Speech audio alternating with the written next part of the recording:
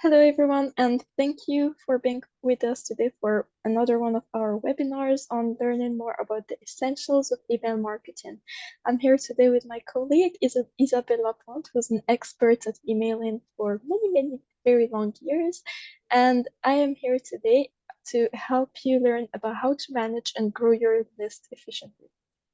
Now, on the menu, we're going to go over the different types of permissions. This is something very important and essentially means having permission from your audience. We're going to be going over the different types and what that represents really, the laws and best practices that you need to be putting in place, your list hygiene, a few tips for your contact import, how to segment and target based on your list, how to personalize, turning your customers into contacts, and finally getting more contacts on your list. Now let's just start off with the permission. Now what that essentially means is getting the consent of whoever you're sending to prior to sending them your campaigns. They need to basically consent to receiving content from you or any sorts of communication. Now there are different types with permissions, and in the spectrum, it's represented going from the best email marketing practices you could be putting in place versus the ones we actively recommend against. Now, on the far left, we've got some of very good marketing practices. First of all, the double opt-in. That has to be one of the best forms of getting permission from your contact, as it allows you to not only make sure they want to be part of it, but also that they actively, excuse me, we just had someone come in.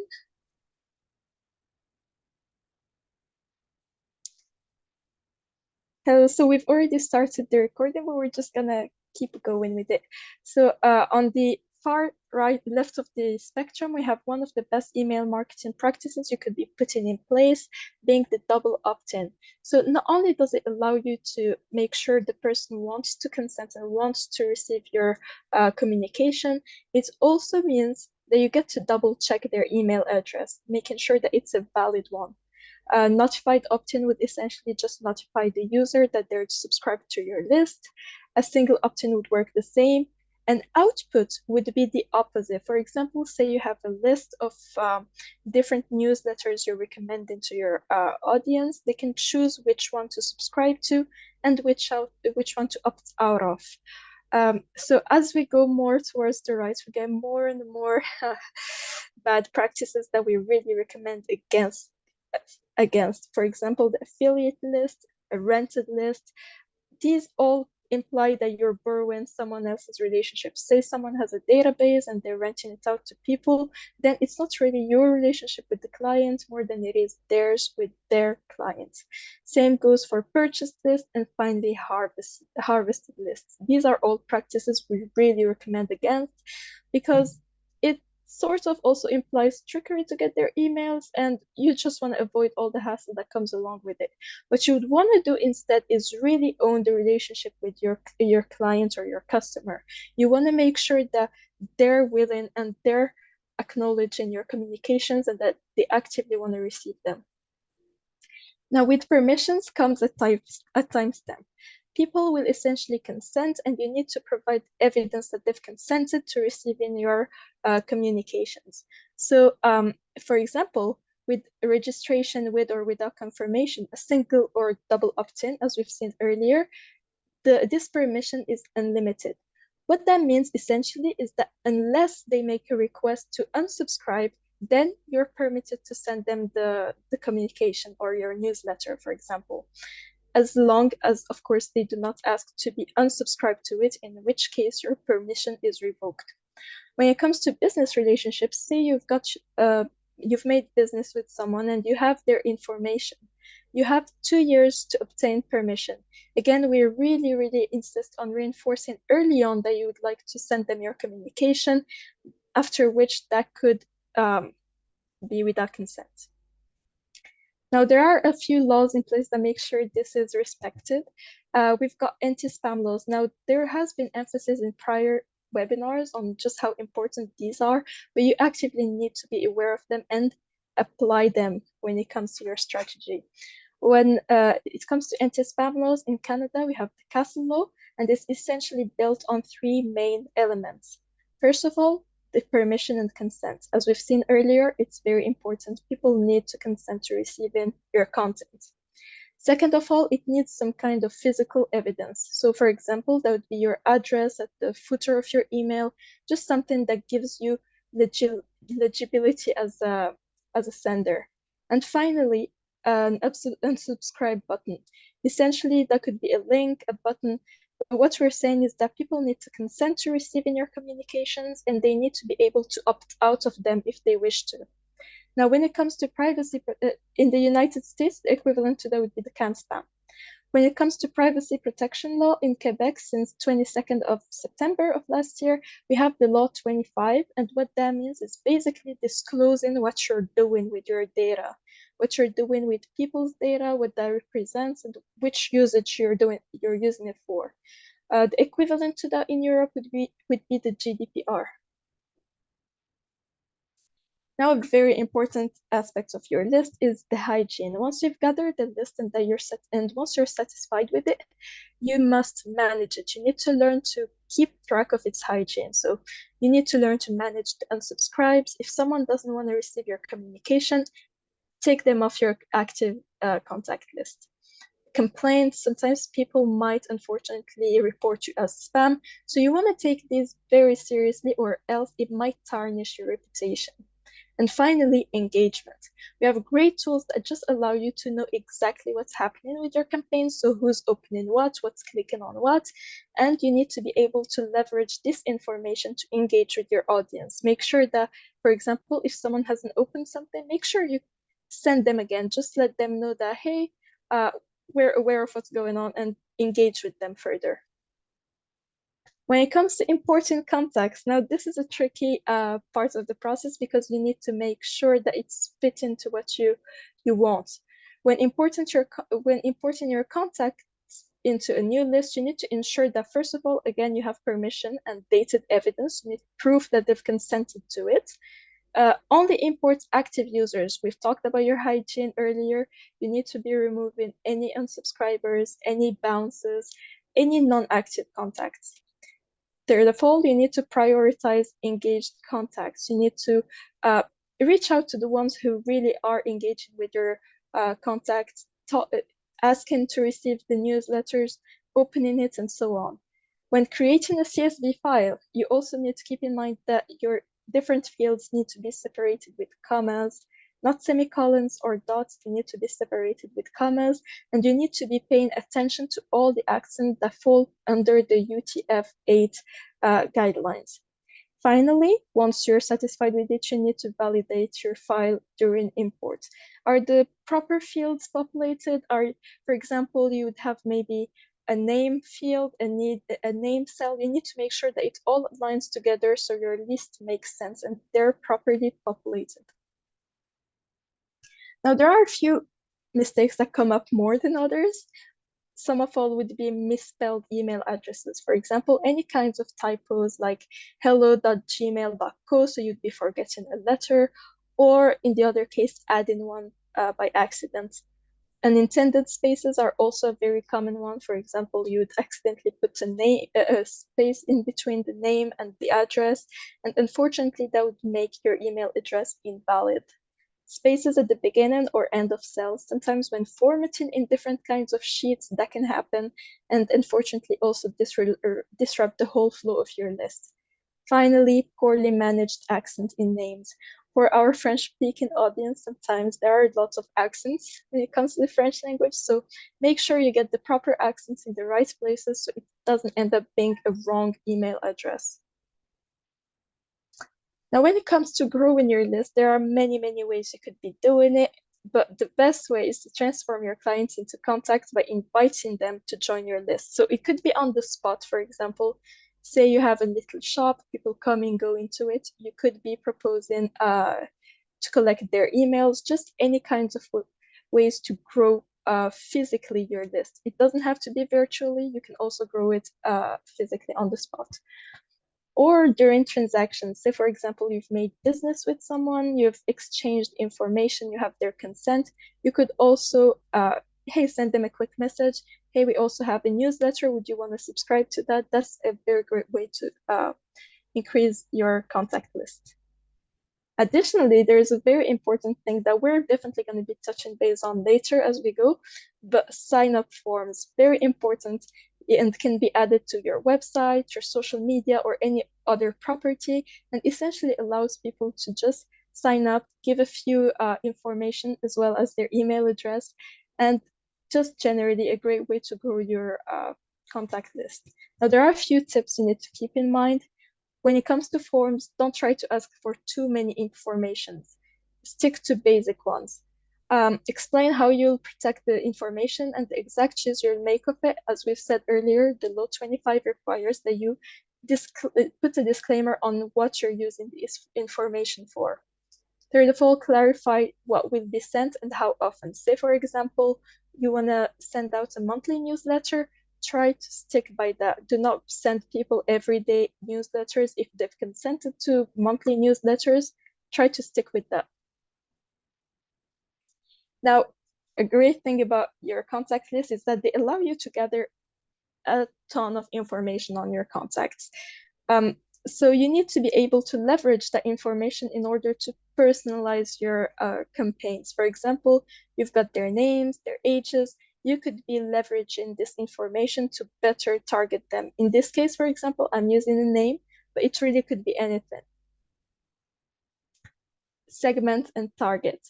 If your list tells you that someone loves dogs over cats, then send them dog content. Same for cats, same for any other thing. You need to make sure that your audience is targeted, that you know exactly what they've liked, and just overall, like we've said earlier, be able to leverage all the information you have on them and send them campaigns accordingly.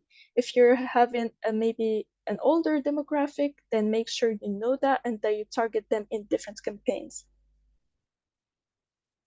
Now, to clear up any doubts you might have on lists, we're gonna jump up on a demo.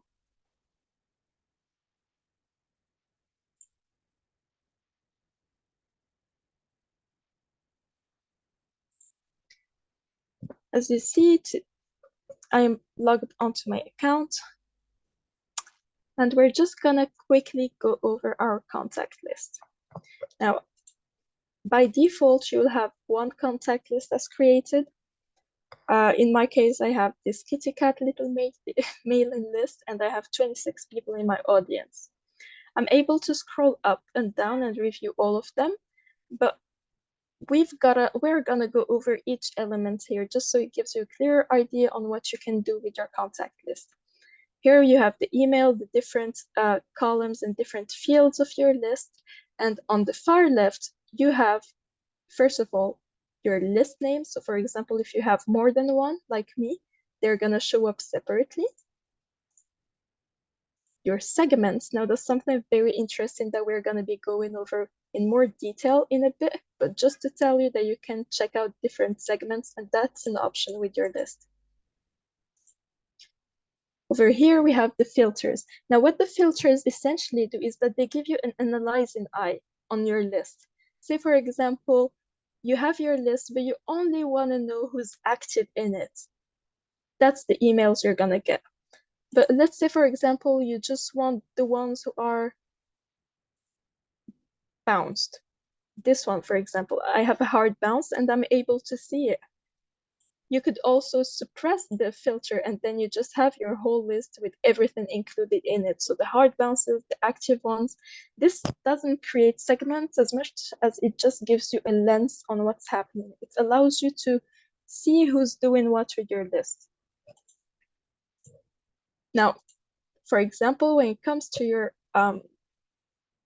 segments, let's just say we're going to create one.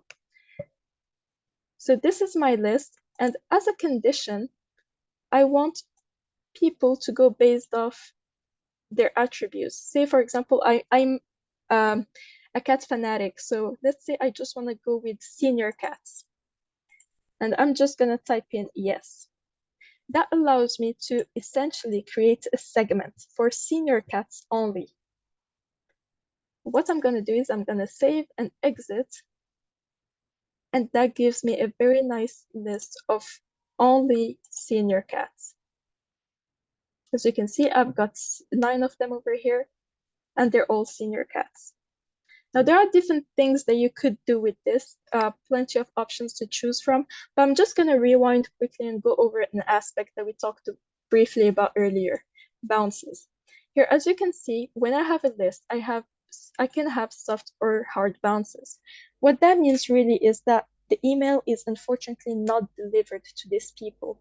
In the case of a soft bounce, what that means is that it's temporary. Sometimes people have full inboxes, or for some reason they're unable to reach to have the email delivered to them. Now, what our system does is that it automatically sends 3 times the emails, and if it unfortunately ends up failing for a 4th time, then we just categorize it as a hard bounce. Now, a hard bounce, unlike a soft bounce, is not temporary. It just means that either the email address is invalid, so you might have entered it wrong, or unfortunately it doesn't exist. Different cases, different possibilities, but it's just very important to keep in mind to keep up with your list hygiene. Now, we're just going to move quickly into the settings of your list. You just have to click on this little icon, and what that does is takes you to your list and attributes. For example, we started off with my kitty cats mailing list, and now as you can see, I have different attributes, different fields, but I really just want to bring your attention to interests. Now, essentially what interests are when it comes to forms, you could say people have preferences, or say they want to see cat content rather than dog content. So I'm just going to be creating interests for cat lovers, for example, or dog lovers. And what that's going to do is essentially show on your form whenever people try to subscribe to it. They can pick cat lovers, dog lovers, whichever content really suits their needs or whichever interests them. And you can create segments based on this. This is very important information that you can leverage when sending out your campaigns. Now, another very interesting part would be your settings. When it comes to your language of choice, for example, say people are receiving, this is a French-speaking list, or this is an English-speaking list. All the fields they're gonna get are gonna be updated and adapted to this language. When it comes to landing pages, same as them. You've got an English landing page, for example, for your confirmation email, you're gonna get a landing page that's gonna be for your list. For example, check your inbox. It has my little logo on it. Just, customizable as you wish. Now, I just want to bring your attention quickly to something. You are able to delete and empty out your list. All you have to do is click on this little thing, and then you can select to choose to either empty the list, meaning all the contacts are deleted, or delete the whole entire list. So for example, you've badly imported your lists, you want to delete it and then re-import, you can do that. Now let's move on to the import part. There are a few ways you can do this. You could either choose to add one contact, so one by one. And in this case, you would manually be adding all the fields for them. For example, their email address, their name, and so on. And again, you need to be able to confirm that you have their permission. Once that's done, you can just save and you have another contact added.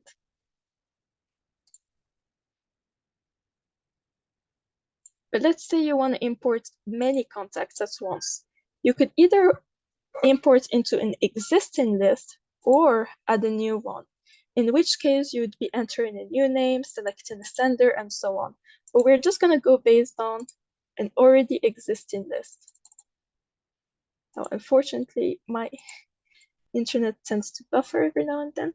But yeah, here I have an existing list. I'm just gonna go select my kitty cat, and I'm gonna create a tag, a segment based on a tag. Say, for example, I have this conference and I'm recruiting people who only have kittens.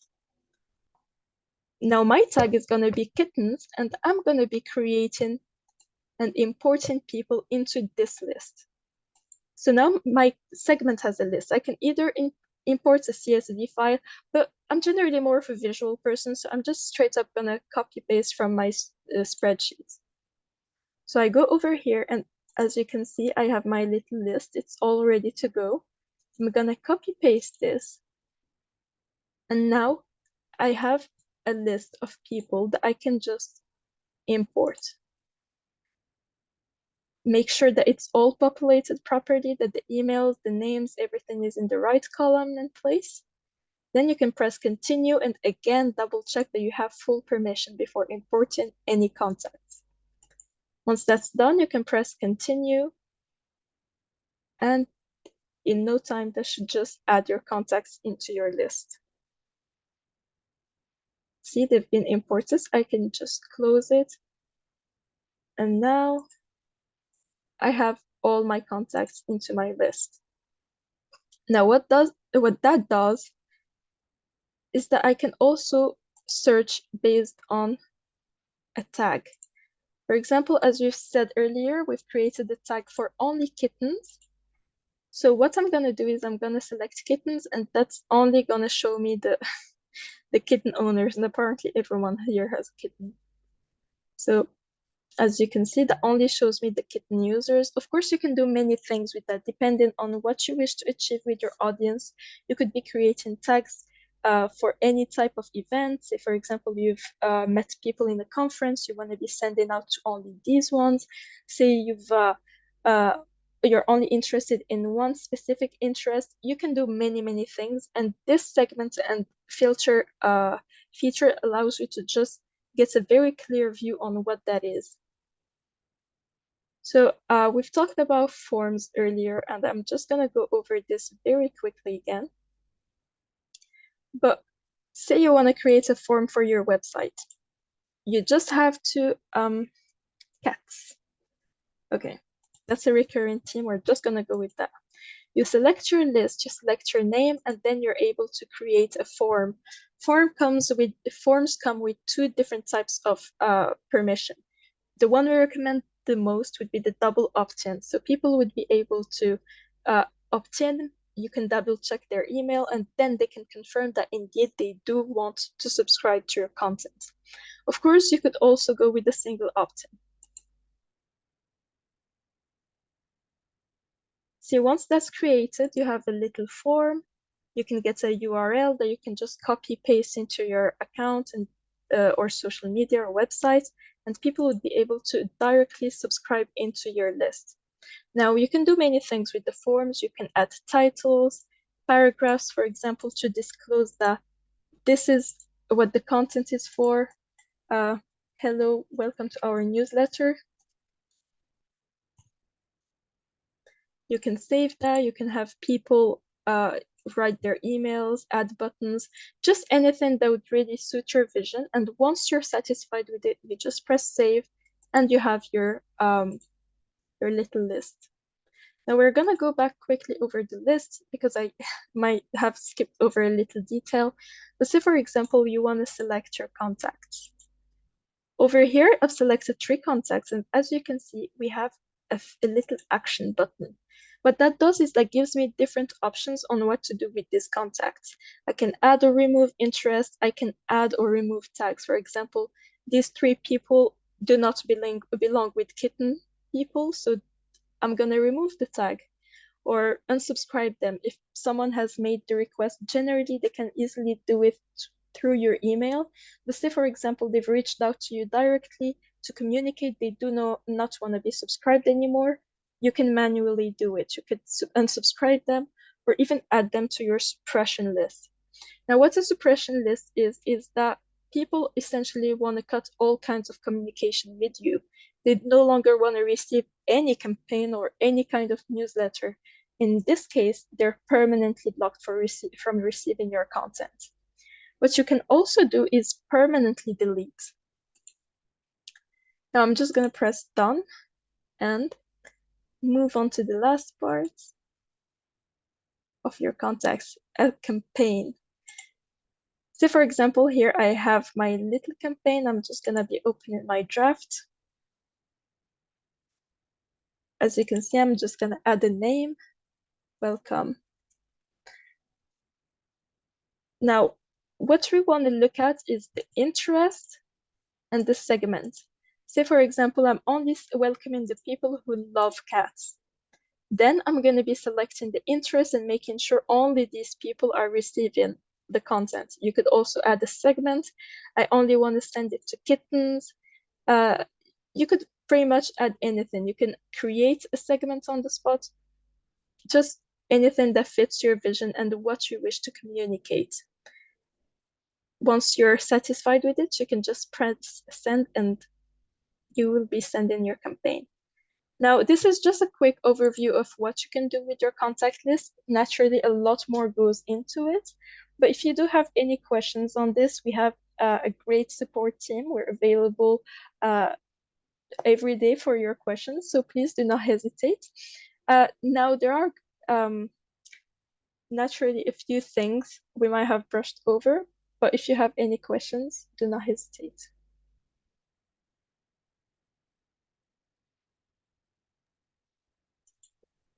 Thank you, Selma. We're be good for the moment. So thanks a lot to us for joining us. It was a very interesting presentation. We invite you to look in our webinars program if there are other things that might interest you. Thanks a lot. Bye-bye.